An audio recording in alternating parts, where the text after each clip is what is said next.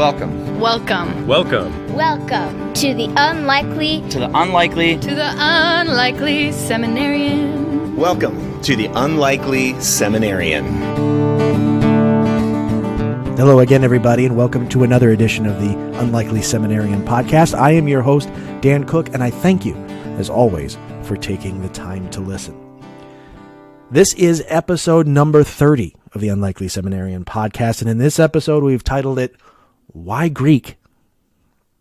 Because one of the questions I get asked as I was going through, and I have now finished, of course, my first semester of a three-class series of Greek classes. One of the questions that I got repeatedly is, why do they have you do this? And I don't mind that question because it's a very good question.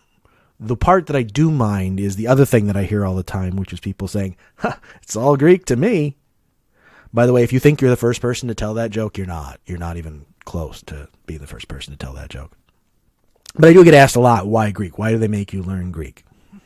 So I want to try and give a thumbnail version of why it is that we seminary students learn Greek and or Hebrew. Because those are the original languages the Bible was written in, is the short answer. The Bible didn't come down to us in English. It came through human mediators, and those human mediators wrote it down. In the Old Testament, it was chiefly Hebrew, although there's some Aramaic in there. And the New Testament is written entirely in what's called Koine, or Biblical Greek. If you spoke Biblical Greek in Greece today, people would look at you like you were drunk. It's a different form of the language that you have to understand. So why learn it? Haven't a lot of other people learned Greek? Isn't that why we have all these translations of the Bible? Isn't that the point? Also a good question. The reason that we learn Greek and Hebrew in seminary is simply that it allows pastors to do their own translating.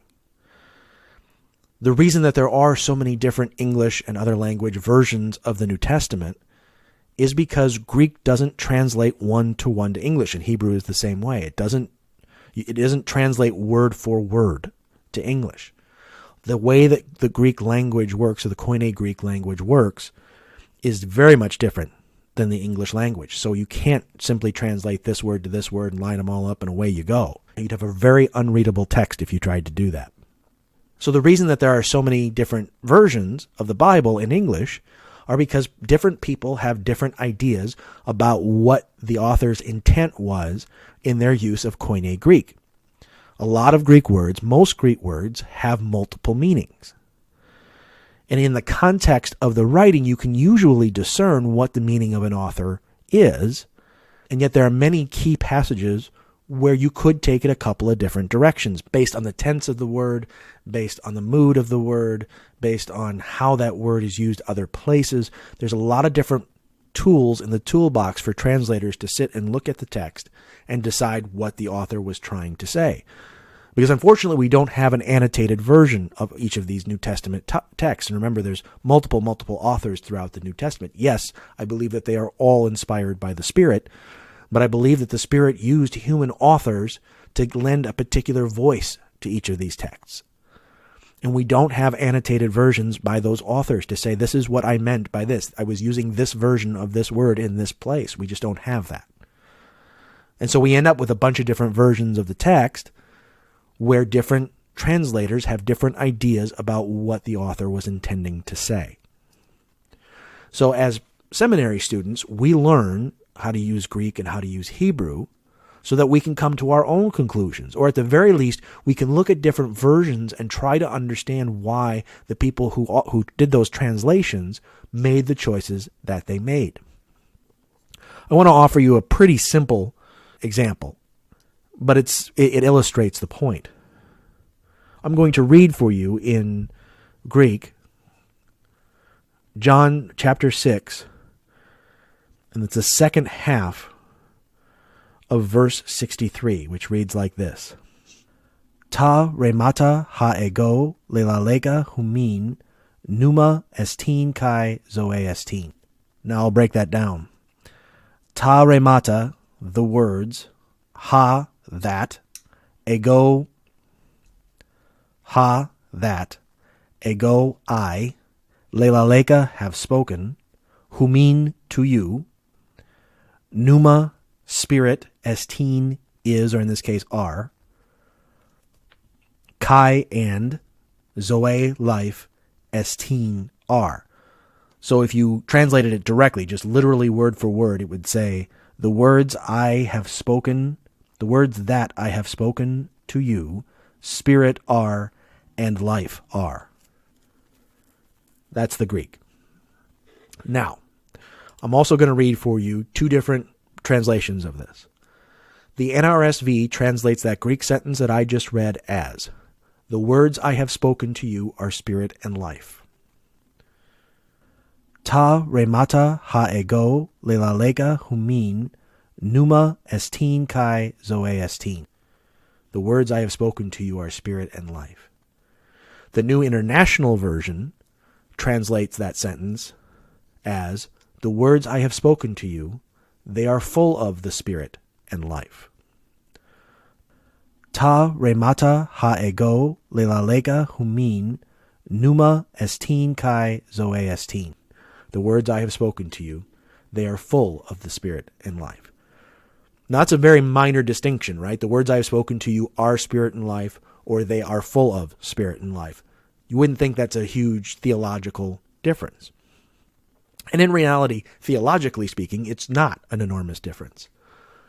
But there is a difference. If words are spirit and life, that's one thing. If words are full of spirit and life, that's another thing. Words that are full of spirit and life also contain other properties. Words that are spirit and life translate pretty directly, words are these things. So it's a small difference, but it can be an important one depending on the context of the passage and how it's being used by the author. Now, when I translated it, and I did this for class, that sentence, ta remata ha ego lelalega humin pneuma estin kai zoe estin. I translated it as, the words I have spoken to you are spirit and life. I translated it exactly the same way that the NRSV translated it. So the reason that I'm learning Greek is so that I can look at the Greek New Testament, which I have sitting here open right in front of me, and I can read that sentence and I can translate it, and then I can look at the NRSV, then I can look at the NIV, I can look at the ESV, I can look at multiple different versions and say, well, this is what I think they're saying. What do these other people think that they're saying? And then I can decide, depending on whether I'm preaching off of that text, whether I'm just speaking to somebody about that text, whatever it is, I can decide how that translation becomes important if it's one way or another way. Does it matter that words are spirit and life or words are full of spirit and life? Well, it could, depending on the concept you're talking about and the context you're using it in. Also, if you find that your translations are lining up more and more with a particular English translation of the Bible, well, that tells you something, right?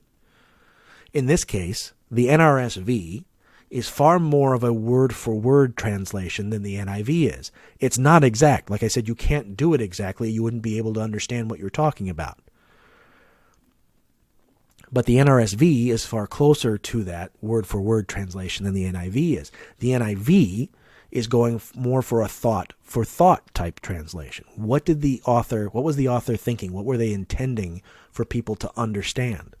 And mind you, that's an important enterprise. That's a difficult enterprise, right? Because you're asking people here in the year 2019 to try and get in the heads of people who lived 1900 years ago and try to understand what they're saying. And I know who some of the people on that committee are that put together the NIV. They're extraordinarily smart people who have amazing bona fides. If anybody was going to get together and create this version, this thought-for-thought version of the Bible, these are the folks you'd want doing it.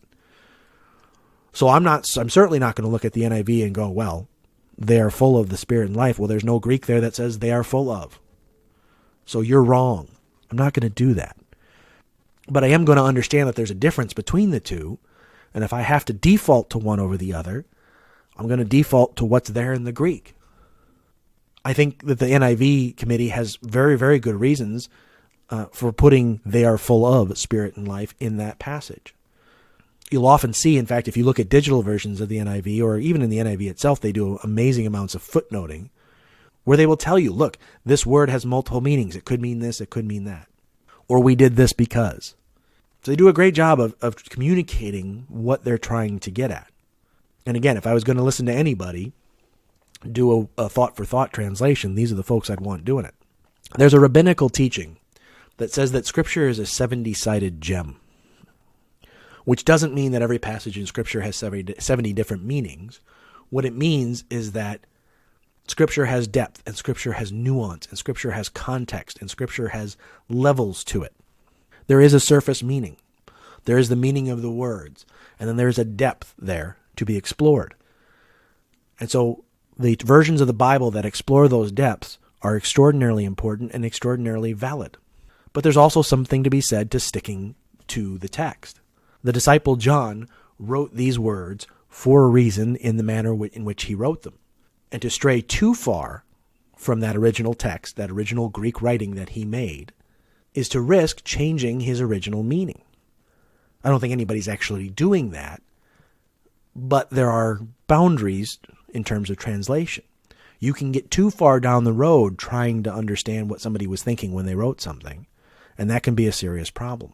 So seminary students, when we learn Greek, when we learn Hebrew, the idea is to go back to the original text, to see what's there, to understand why the current translations are written the way that they're written, so that when we're preaching on these words, we can give our congregations that feel. Here is what was originally written, and here's what we believe that they mean, and here's different ways to look at it. Here's different ways to turn that 70-sided gem so that the light hits it a little bit differently and refracts within that gem a little bit differently and gets to your eye just a little bit differently, allowing you to see an entirely new and different version of the beauty of that text.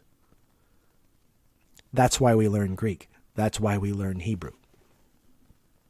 And hopefully, that answers the question, why Greek? That's all for this week. I want to wish you all the happiest of New Year's. Welcome to 2020. I start my interim or J-term class tomorrow, actually. And the class is entitled Perspectives on Evil and Suffering. Think that might produce some podcasts? I think so. I hope you'll find out along with me. Until then, this is Dan Cook, and you've been listening to The Unlikely Seminarian.